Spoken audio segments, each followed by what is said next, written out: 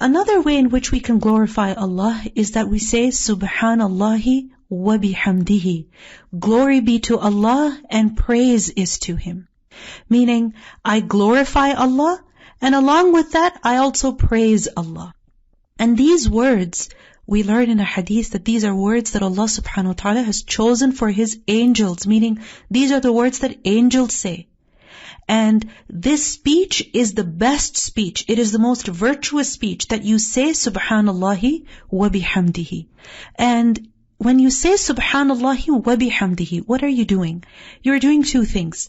First of all, you are declaring that Allah is free of all faults, that He is above any imperfection. I mentioned to you the meaning of Subhanallah earlier, that Allah is perfect. He is beyond, above any imperfection, fault, deficiency, error, similarity to the creation, having an equal, anything like that. He is far above that. So when you say Subhanallah, you are negating anything negative or inappropriate, unbefitting from Allah subhanahu wa ta'ala. But when you say along with that, wa bihamdihi, and I also praise Him, while praising Him, I glorify Allah. What are you doing? Hamd is to mention the perfect traits of Allah.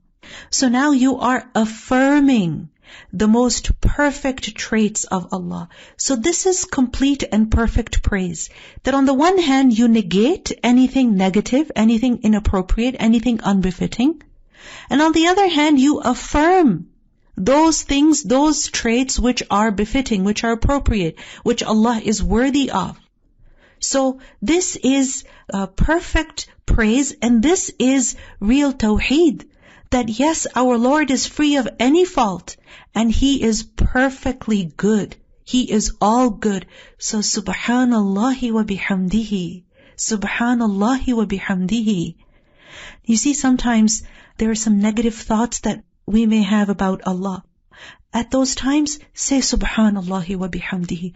No, my Lord is perfect. He is always praiseworthy. He is always good. He has not made a mistake. He has not done anything wrong. He has not been unjust. Subhanallahi Wa Bihamdihi.